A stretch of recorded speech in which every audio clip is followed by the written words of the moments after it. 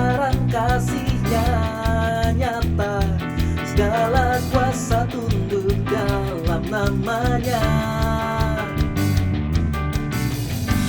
Nama yang diberikan kepadanya, bertekuk lutut semua lawan-lawannya.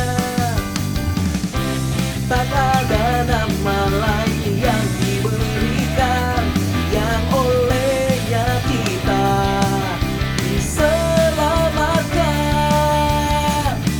Penasehat ajaib, Allah yang perkasa, Bapa yang kekal, Raja damai. Penasehat ajaib, Allah yang perkasa, Bapa yang kekal, Raja damai.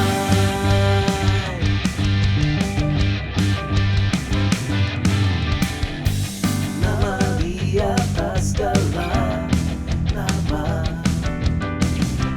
pembebas bagi seluruh dunia. Kebesaran kasih-Nya nyata, segala kuasa tunduk dalam nama-Nya. Nama yang diberikan kepadanya, bertekuk lutut semua lawan-lawannya. Tak ada nama lain yang diberikan, yang olehnya kita diselamatkan. Penasehat ajaib, Allah yang perkasa, Bapa yang kekal, Raja damai. Penasehat ajaib, Allah yang perkasa, Bapa yang kekal, Raja damai.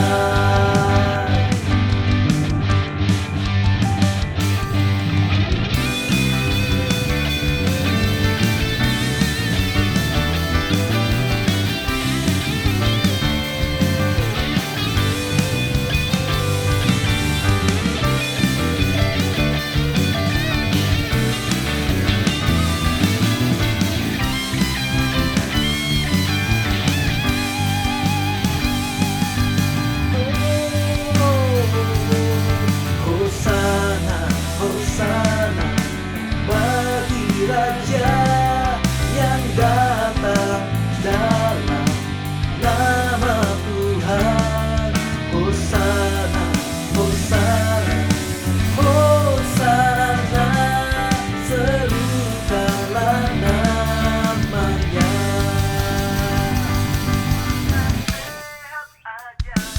Penasehat ajaib, Allah yang perkasa, Bapa yang kekal, Raja damai. Penasehat ajaib, Allah yang perkasa, Bapa yang kekal, Raja damai. Bapa yang kekal, Raja damai. Bapa yang kekal, Raja damai.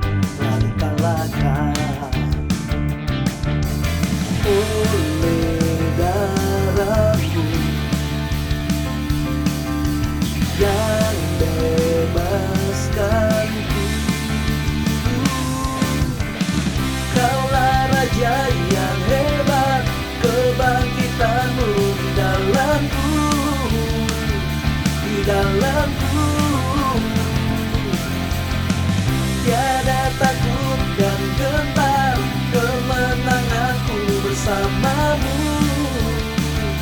bersamamu.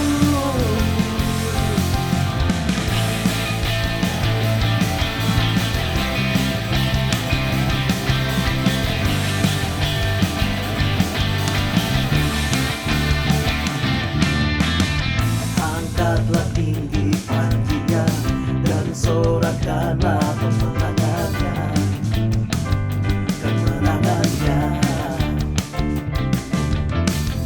Belenggu telah dipatahkan, kutuk dan maut telah dikalahkan, telah dikalahkan. Oleh darahku yang bebaskanku,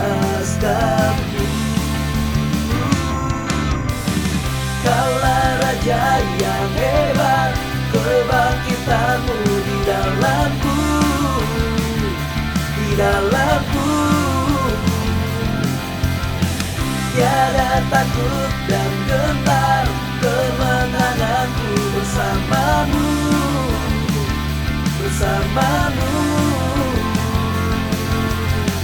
Kaulah Raja yang hebat, kebangkitanmu di dalamku, di dalamku.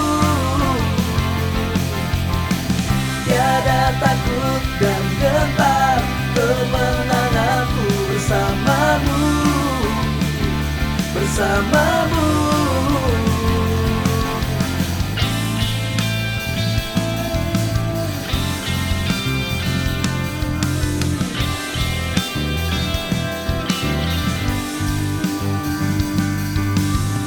Dulu, sekarang, selamanya Kau berkuasa atas segalanya. Namamu yang kuserukan, Kaulah Raja penebus yang hidup. Dulu, sekarang, selamanya Kau berkuasa atas segalanya.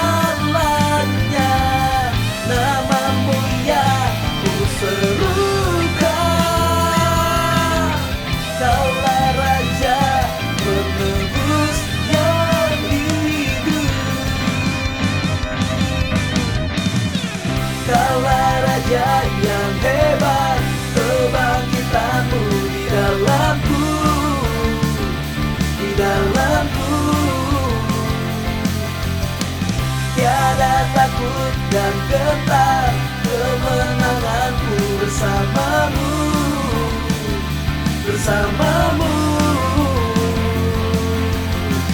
Kaulah Raja yang hebat, kebangkitanmu di dalamku, di dalamku. Tiada takut dan gentar, kemenanganku bersamamu, bersamamu.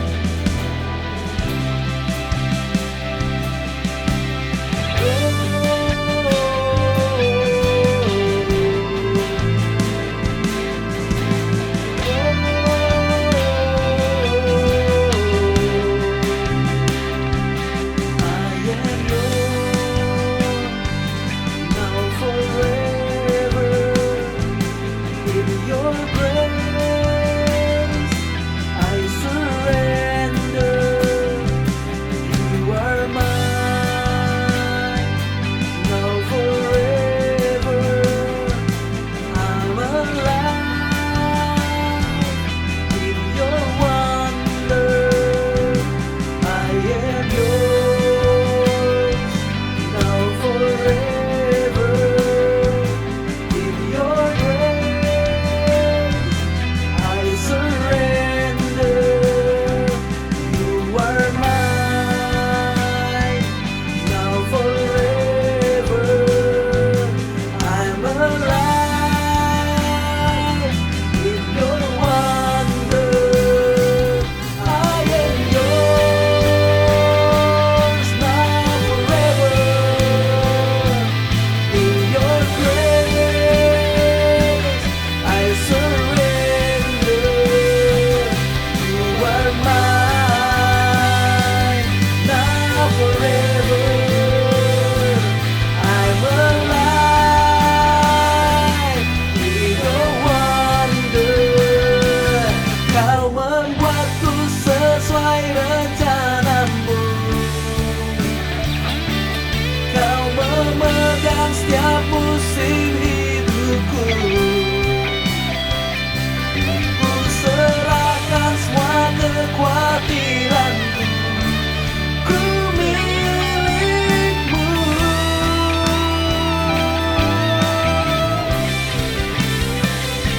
Semua kekuranganku kau pun tahu. Tetap kau pandang indah dalamku. Ku angkat tanganku dan berseru, ku milikmu.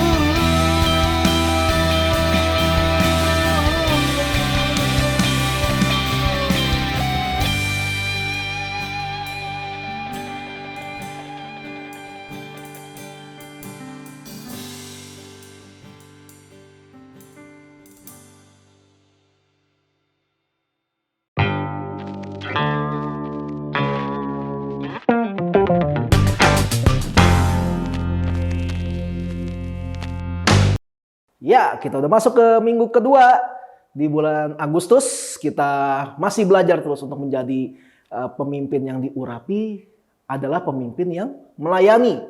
Jadi jangan pernah merasa terintimidasi karena dengar kata, wah melayani, emangnya gue babu. Wah melayani, emangnya gue orang rendahan. Bukan, bukan.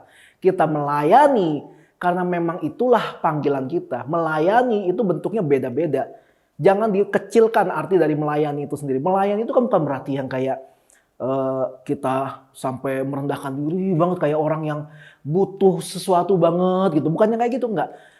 Ada yang namanya juga pelayan masyarakat, yaitu para menteri, para pejabat, orang-orang yang berwenang. Itu kan disebutnya pelayan gitu kan. Jadi jangan terlalu merendahkan kata pelayan itu sendiri atau kata melayani itu sendiri. Sometimes di rumah juga saya sebagai suami harus melayani istri. Apalagi ketika istri lagi udah kecapean, udah ngurusin rumah, udah nyapu, udah ngepel, udah cuci piring, udah cuci gelas, udah beresin ranjang, beresin meja, udah capek.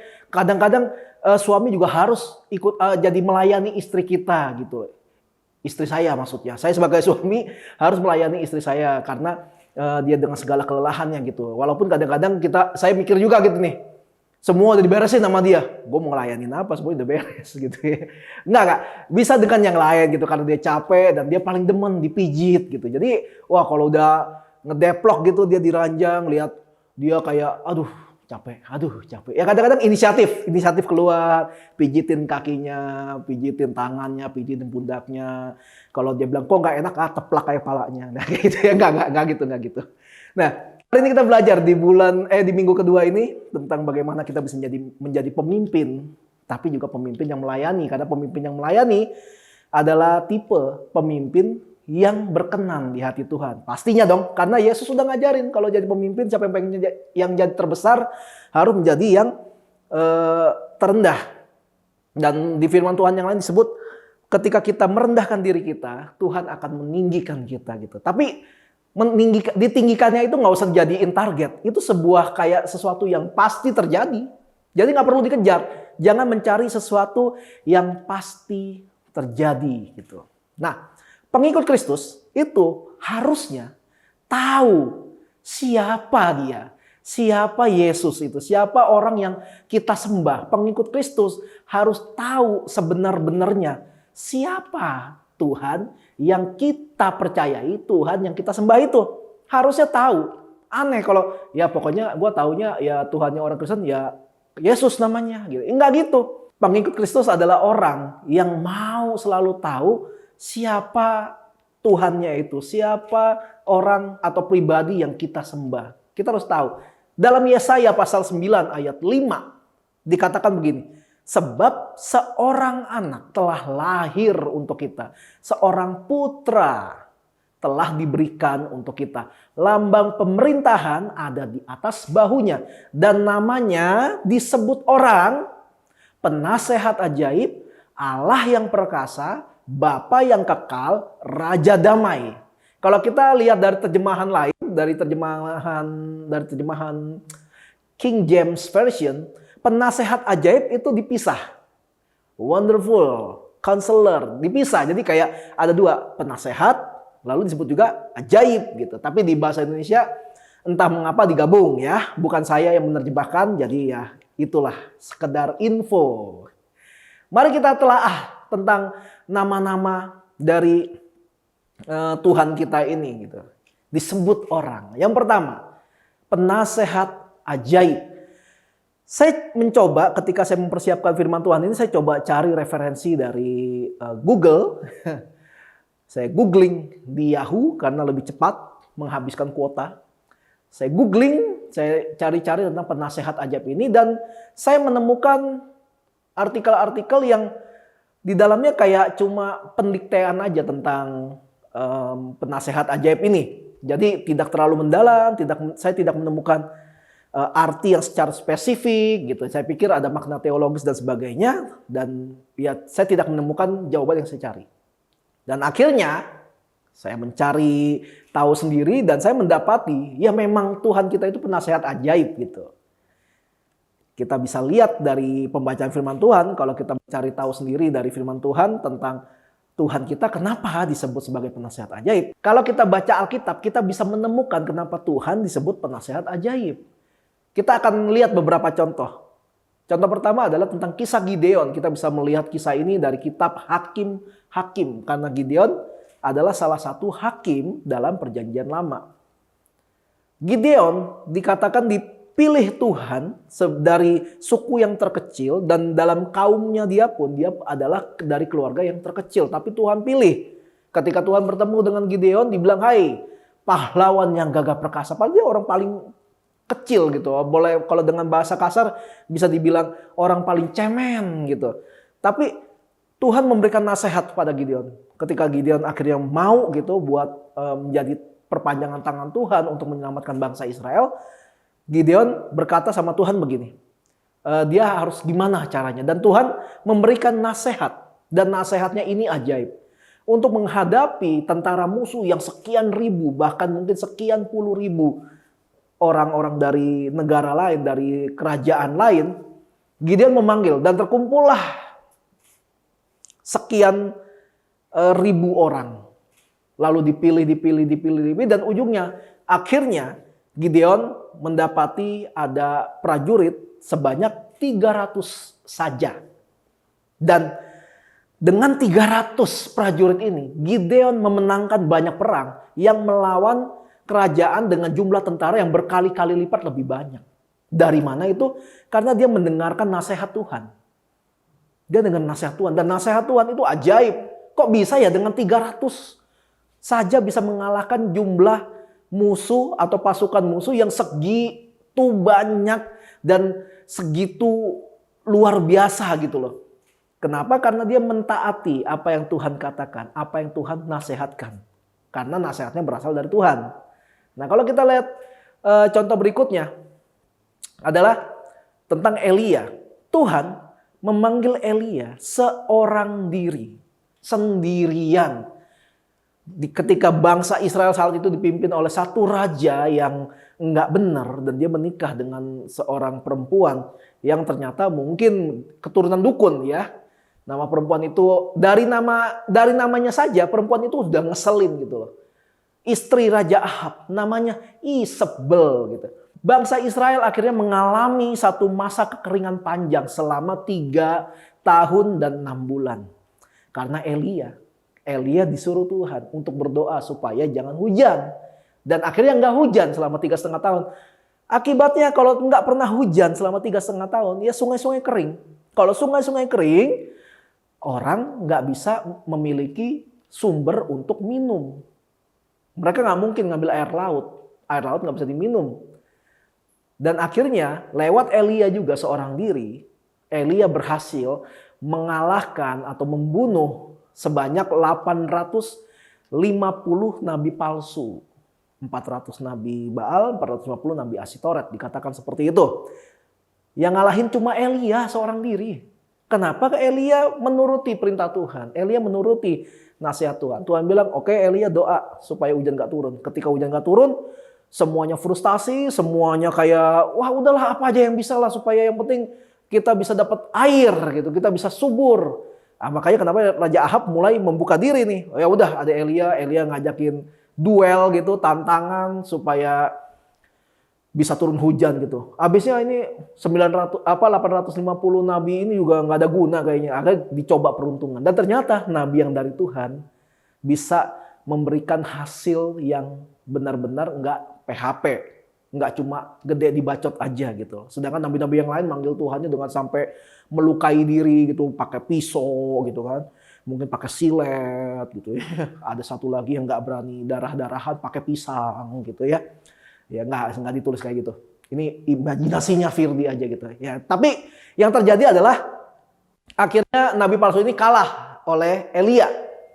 Kenapa? Karena Elia taat sama Tuhan dengan nasihatnya Tuhan. Dan nasihat Tuhan ajaib kan?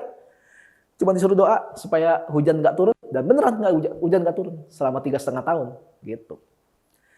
Lalu contoh lain lagi, Tuhan memanggil Musa untuk membebaskan bangsa Israel dan Musa berargumen nama Tuhan waktu itu dan dibilang jangan gua lah Tuhan, gua mah gagap orangnya gitu, nggak bisa ngomong. Nanti kalau orang Israel nggak percaya, wah lah bohong lu dari Tuhan, bohong lu dari Tuhan.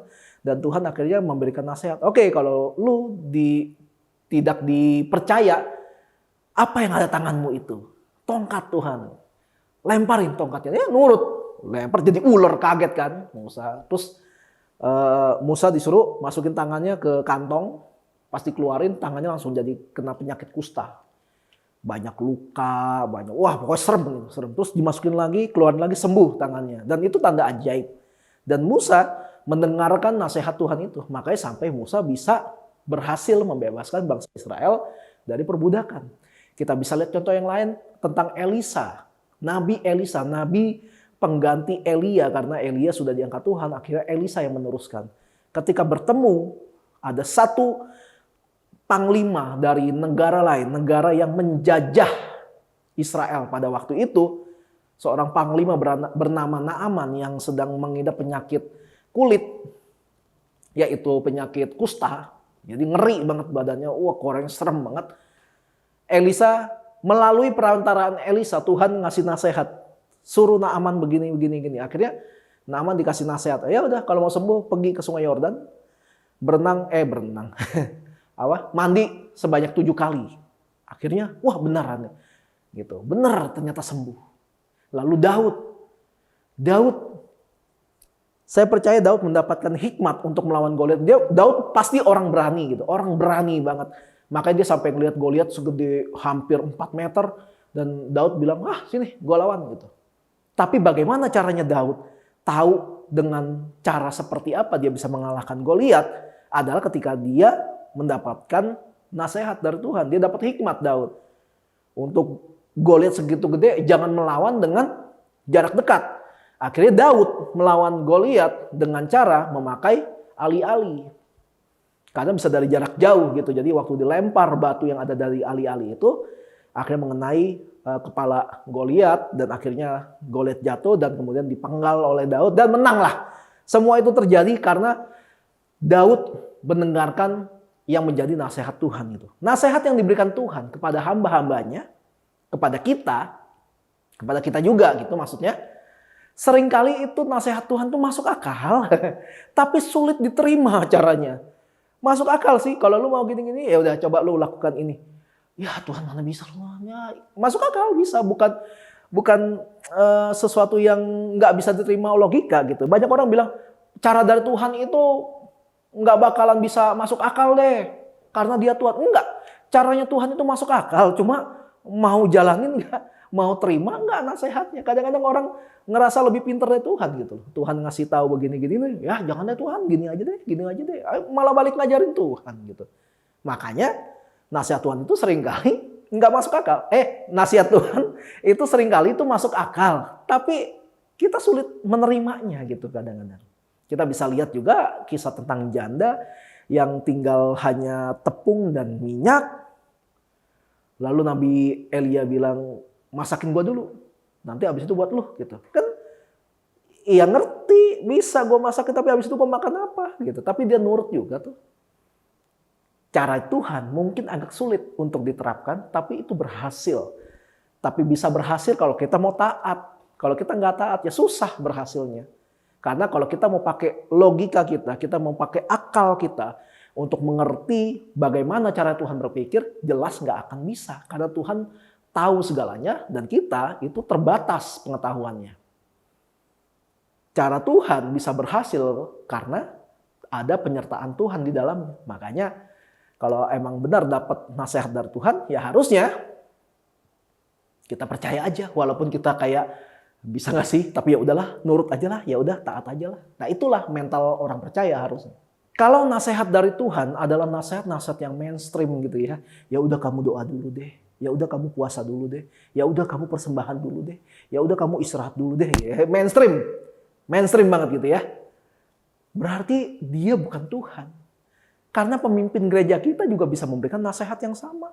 Gampang banget nasihatnya. Kadang-kadang juga kebalik ya. Kita punya nasihat, oh ya udah mari kita berdoa gitu. Masa doa doang terus Tuhan, nggak perlu yang sampai yang gimana gitu. Ya beli ayam kampung 3 ekor gitu, beli apel 5 kilo gitu. Ya buat apa? Orang kadang-kadang suka nyari yang lebih susah daripada yang gampang gitu.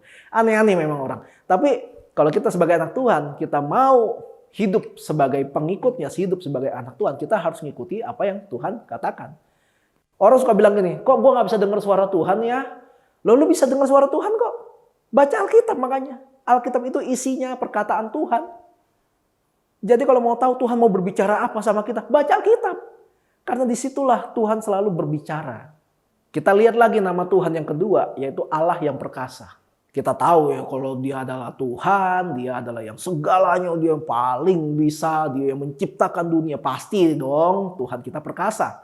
Nah keperkasaan Tuhan yang pertama kali dicatat di Alkitab adalah tentang kisah air bah.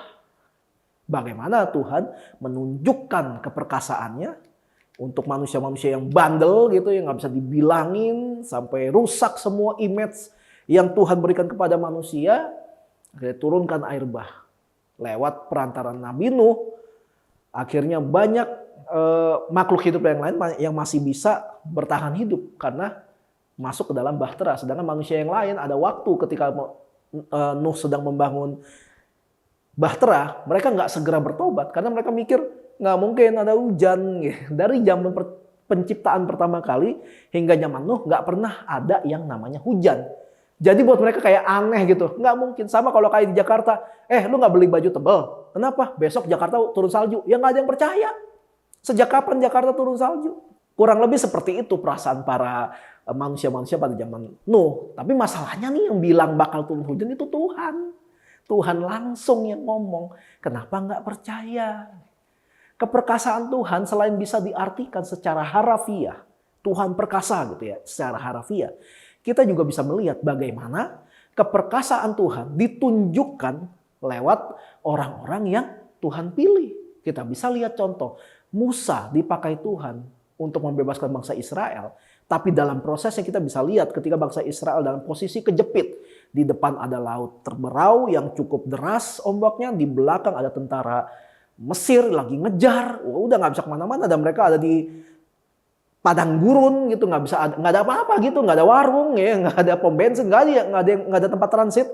Mereka hanya ada satu pilihan, mereka maju terus. Akhirnya melalui Musa, Tuhan menunjukkan keperkasaannya. Musa disuruh angkat tongkatmu ke atas. Lalu laut itu terbelah dua, di tengahnya kering.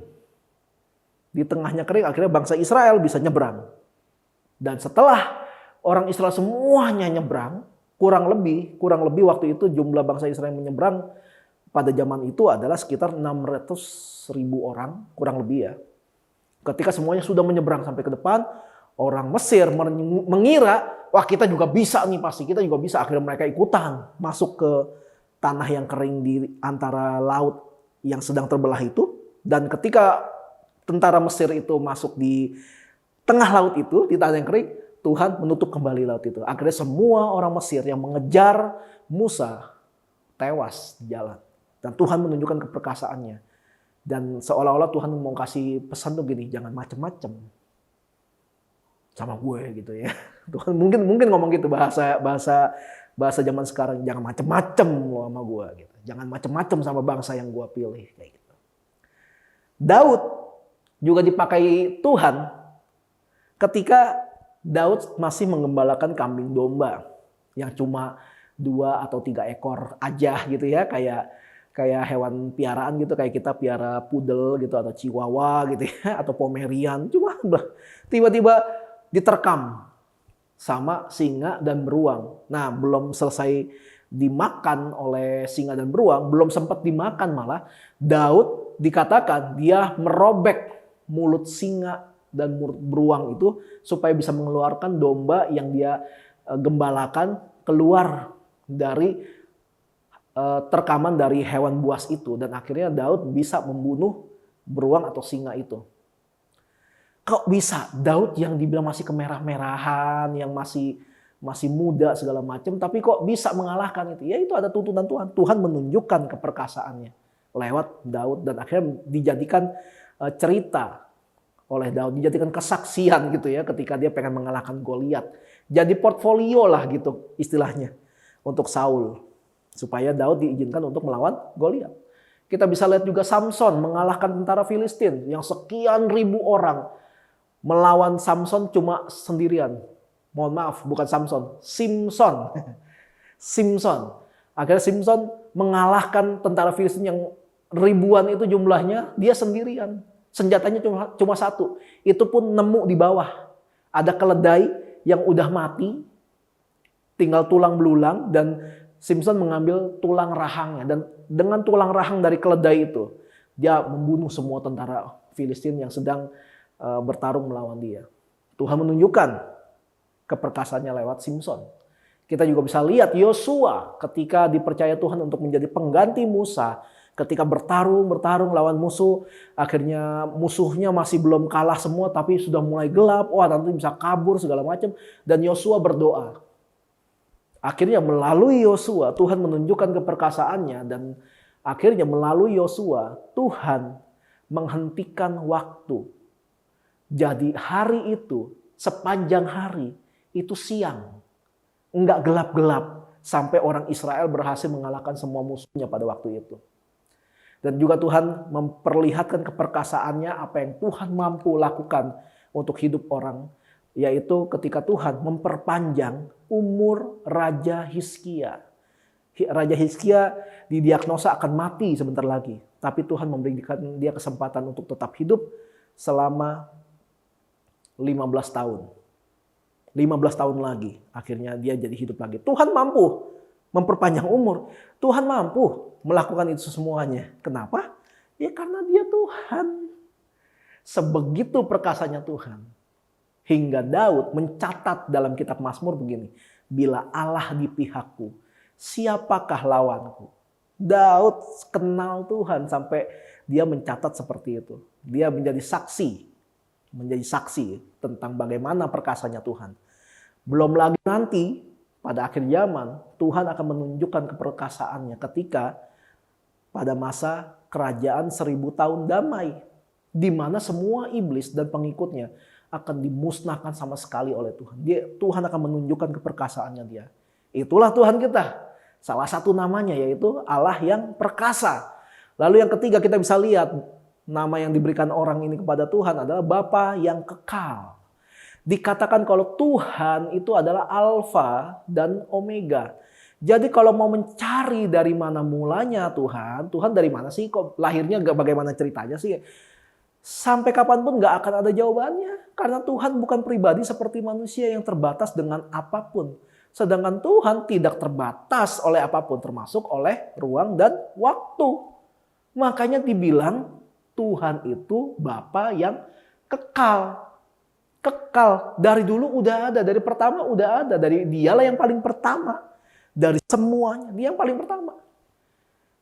Jadi kalau lahir dari mana nggak bisa. Karena kita sedang memakai hikmat kita sedang memakai apa yang kita tahu untuk mengenal Tuhan. Dan itu nggak bisa. Kita akan mengenal Tuhan lebih dalam lagi secara detail siapa Tuhan itu nanti ketika kita bertemu dengan dia. Nanti pada waktunya kita bisa tanya langsung sama Tuhan. Dan kita lihat lagi yang keempat. Yang terakhir adalah Raja Damai. Salah satu karakter Tuhan kita adalah dia itu cinta damai. Sehingga dalam salah satu ajaran Yesus tentang bahagia dalam Matius pasal 5, dia mengajarkan hal ini secara khusus. Berbahagialah kamu yang membawa damai karena kamu akan disebut anak-anak Allah. Kenapa begitu? Kenapa sedikit berbeda dengan ajaran berbahagia yang lain gitu ya. Berbahagialah kamu yang miskin karena kamu akan diperkaya. Berbahagia kamu yang sedang bersedih karena kamu akan dihibur. Tapi ketika dibilang berbahagia kamu yang menjadi pembawa damai karena kamu akan disebut anak-anak Allah. Disebut anak Allah karena berasal dari Allah. Allahnya cinta damai, anaknya juga harusnya cinta damai. Dan cinta damai ini sendiri tidak bisa diartikan terlalu sempit. Cinta damai berarti nggak pernah debat. Cinta damai berarti nggak pernah ada terjadi keributan. Bukan gitu. Damai itu adalah suatu keadaan ketika sekalipun ada masalah bisa terselesaikan dengan baik. Damai itu bukannya diam, anteng, tenang. Ada keluarga yang rukun banget, tapi pasti pernah berantem kan, pernah ribut-ribut kan. Nah seperti itulah kurang lebih. Ada pertanyaan konyol tentang kekristenan. Pertanyaannya begini, kalau Tuhan itu maha pengasih, kenapa dia menciptakan neraka dan akan melempar manusia berdosa ke sana? Kalau memang Tuhan maha pengasih, kenapa dia menciptakan neraka? Nah orang yang bertanya seperti ini nggak paham dengan pertanyaannya dia sendiri. Dia sedang nggak paham dengan sesuatu yang dia tanyakan.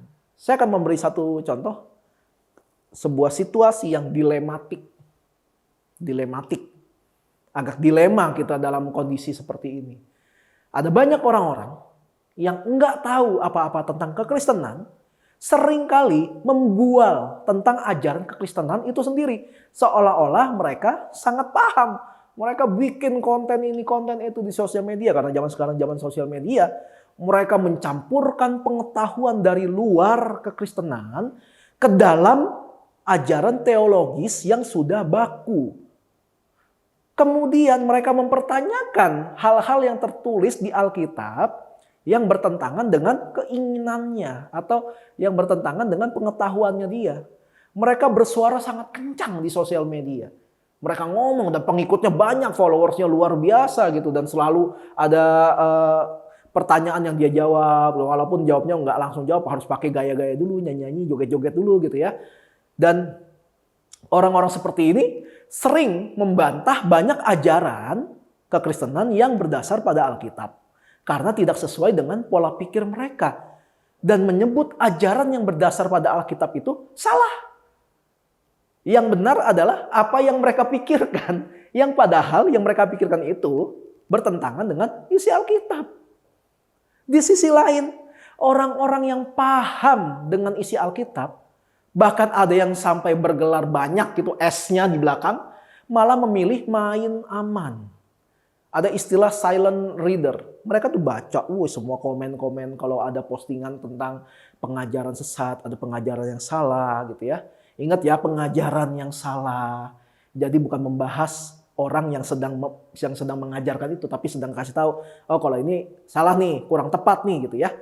Mereka baca, tapi mereka diam. Mereka nggak bersuara. Padahal mereka paham yang benar itu apa.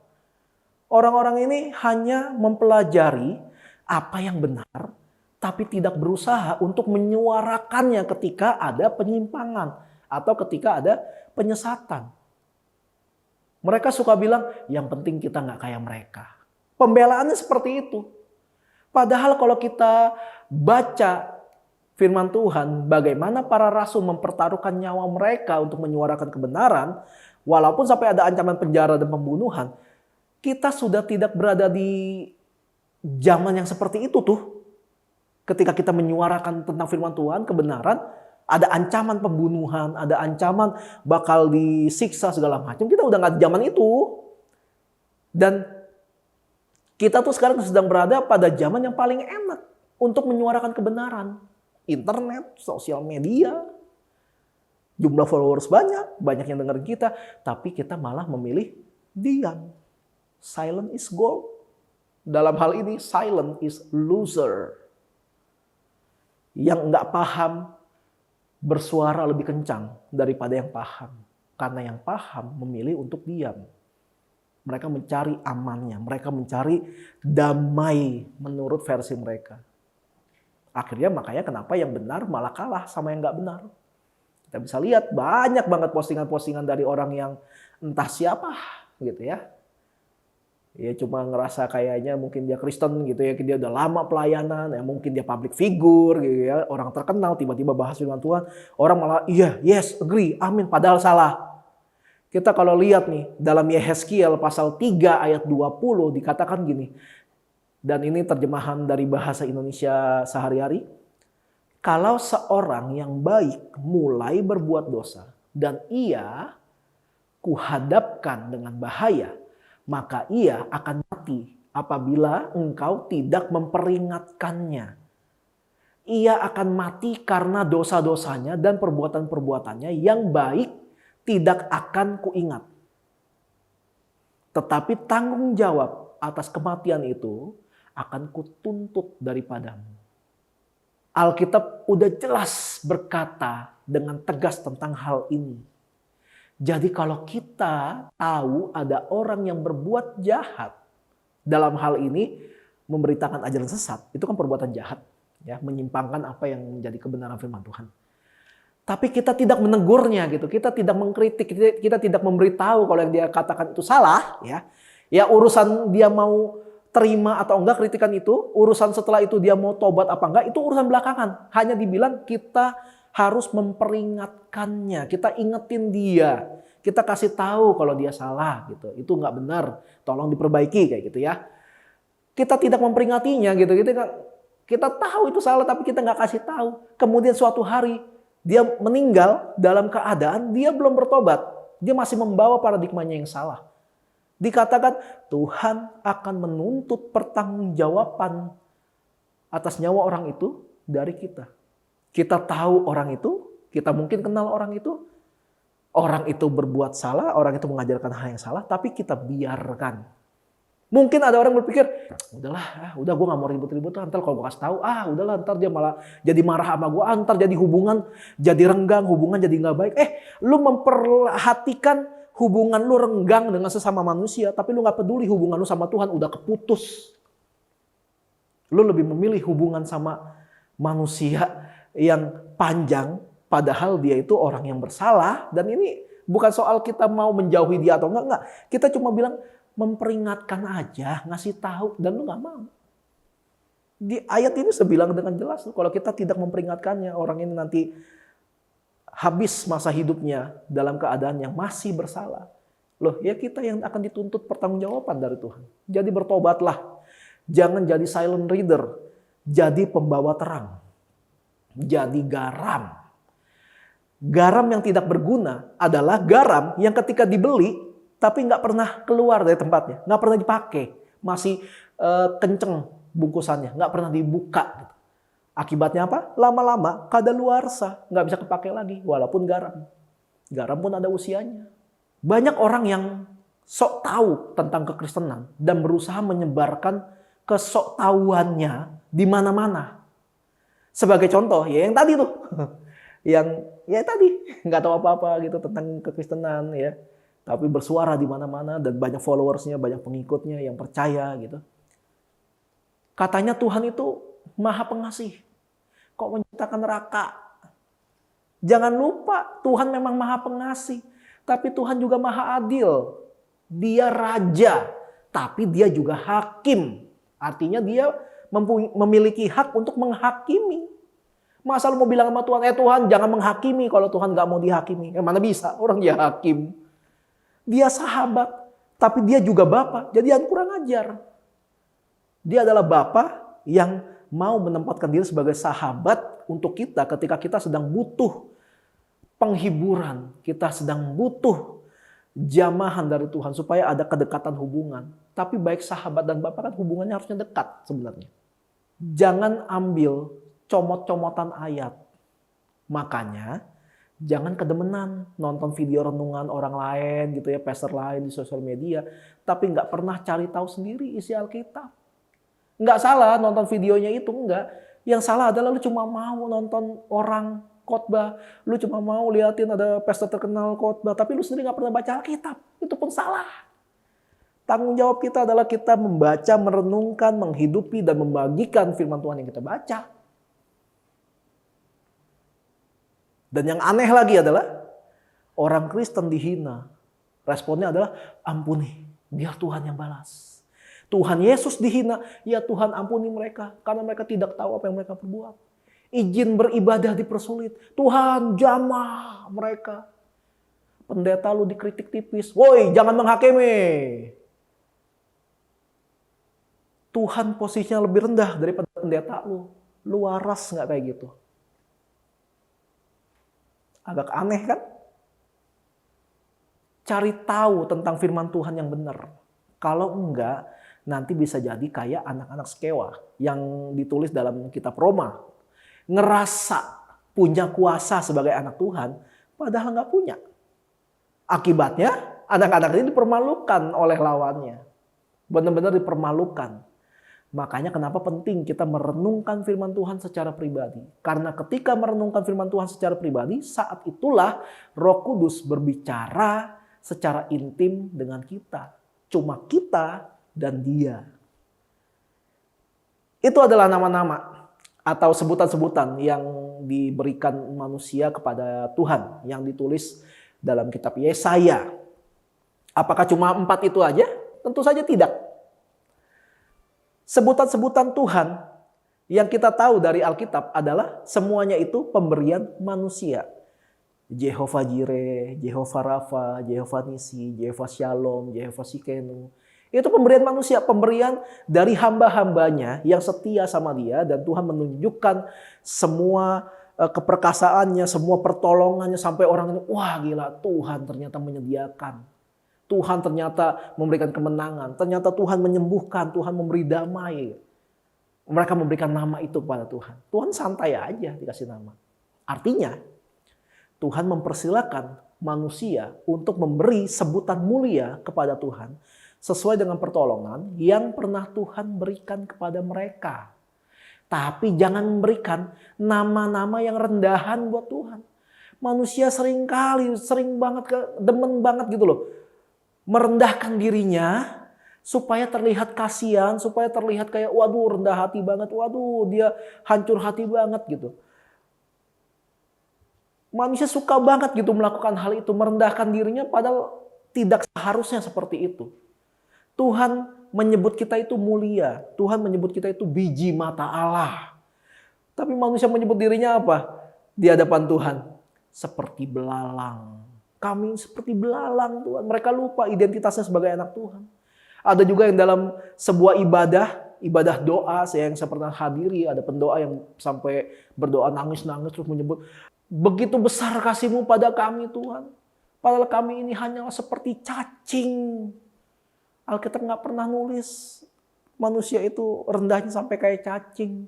Tuhan juga nggak pernah menyebut kita seperti itu. Tuhan menyebut orang yang jauh dari Tuhan sebagai domba yang hilang. Tapi ada manusia yang menyebut dirinya sampah. Saya ini seperti sampah. Dan Tuhan adalah pemulungnya. Saya ini sampah yang dipungut sama Tuhan. Lalu didaur ulang. Itu dia bukan sedang merendahkan dirinya, tapi juga sedang merendahkan Tuhan. Tuhan udah kasih identitas sama kita. Kita ini mulia, kita biji mata. Enggak. Gua ini sampah. Men, sadar. Identitas kita itu berharga di mata Tuhan. Kalau kita kenal diri kita adalah anak Tuhan, jangan merendahkan diri kita lebih dari yang seharusnya. Tuhan paling jauh ngomongin kita apa sih? Hai orang-orang kurang beriman. Domba-domba yang hilang, domba tersesat. Udah, Tuhan gak pernah bilang gitu. Dasar kalian ulat-ulat di tanah. Debu-debu berhamburan. Remahan Oreo, sobekan tisu, pecahan Astor. Remah-remah rangginang. Gak pernah Tuhan ngomong kayak gitu. Tuhan itu gembala, bukan pemulung. Dia nggak pernah memandang kita segitu rendahnya, sekalipun kita selalu berbuat dosa, selalu kita mendukakan hati Tuhan. Tuhan nggak pernah merendahkan kita. Mari kita mengenal Tuhan kita dengan benar. Supaya kita jangan sampai salah bertindak dalam mengaplikasikan iman kita dalam kehidupan kita sehari-hari. Makanya benar kata firman Tuhan begini, barang siapa bertelinga hendaklah ia mendengar. Maksudnya kalau punya kuping ya dipakai. Yang kita dengar dari pengkhotbah sama enggak dengan yang kita dengar dari Roh Kudus ketika kita membaca Alkitab dan merenungkan secara pribadi.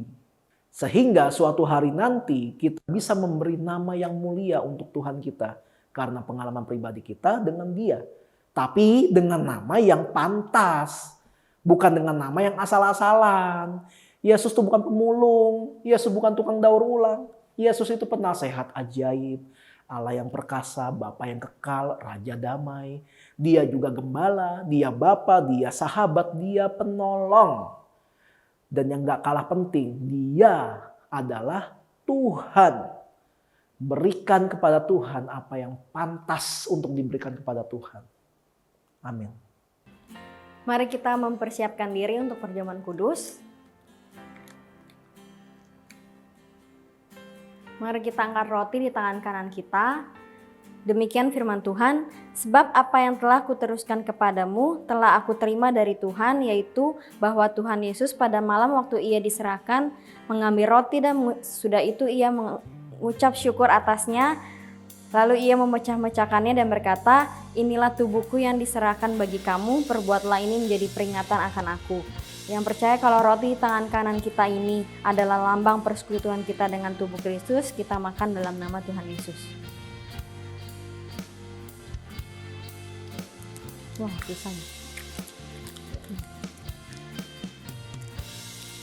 Mari kita angkat anggur di tangan kanan kita. Demikian juga ia mengambil cawan sesudah makan lalu berkata, cawan ini adalah perjanjian baru yang dimateraikan oleh darahku. Perbuatlah ini setiap kali kamu minumnya menjadi peringatan akan aku. Yang percaya kalau anggur di tangan kita ini adalah lambang persekutuan kita dengan darah Kristus, kita minum dalam nama Tuhan Yesus. Mari kita angkat tangan untuk menerima berkat daripada Tuhan. Tuhan memberkati.